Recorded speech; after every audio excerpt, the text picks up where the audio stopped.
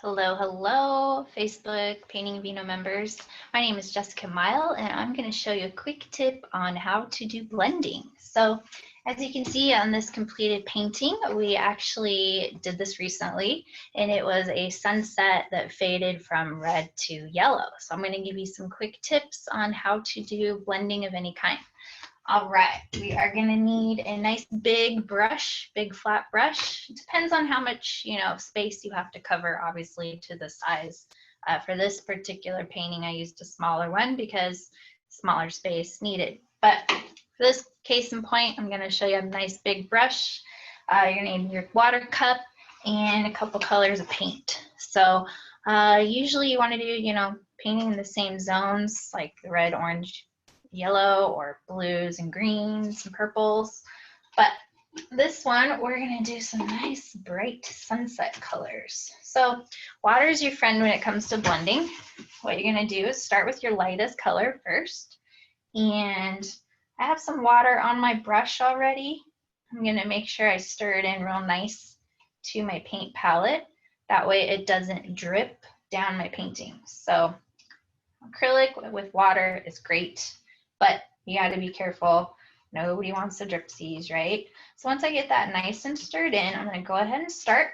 And for this point, I'm just going to do the whole shebangle. Get it all on there. You want to work pretty quickly when you do blending because you need that paint to stay wet. Otherwise, it won't blend when you come ready to add the other color. So I'm just going to go up. Now, as you notice, this is a red, orange, and yellow sunset, but I have no orange paint on my canvas because red and yellow make orange. So once you start blending, oopsie, maybe that was the other guy. Once you start blending, you're going to naturally get that orange color. Now with the yellow, you always want to go higher than you actually want the yellow to be seen. So I want the top of my canvas to still be red, so I'm going to go up, but not all the way up. About 2 3/4 of the way. There we go. Nice long even strokes, makes it look nice and smooth. Then I'm going to clean that brush out real good, get all that yellow paint out. There we go. Dab it on paper towel just so it's not super drippy. I'm gonna again mix my paint with whatever water is on my brush. Adding that water just kind of loosens your paint up and it makes it go on a lot smoother. So I always say you're looking for a consistency like melted ice cream. So depends what kind of brand paint you have. Some are thick, some are already really thin. It just kind of depends on what you buy, but you want it to be nice and melty to go on for blending anyway. So what I'm going to do, start at the top with that red color. I'm just going to go to where the two meet. Now, I'm actually going to rinse my brush again because I don't want the red to take over. So red's a very strong color. It can easily take over your whole painting. So what I'm going to do is rinse out most of that red. It doesn't have to be totally out, just clean enough. And then I'm going to go right where those two colors meet and start heading down into my yellow paint.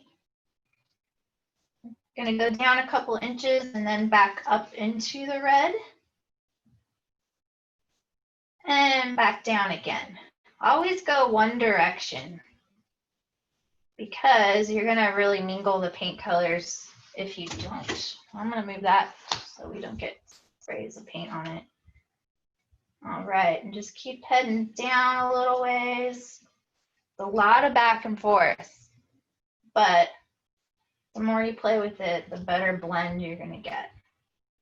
All the way up to the top and head back down. Starting to really change colors for us. That red really does take over, so I'm going to take off some of my excess. Get a little more paper towels. I'm going to start right down here And just keep smoothing it on down. There we go. The very bottom should be pretty much yellow. Now you're not going to want to go down anymore. If you want to still see that yellow paint, definitely do not go down anymore. In fact, what you can do again is rinse your brush. Get out all that extra water so you don't have a sopping wet brush. You want it to always be nice and damp, not sopping wet.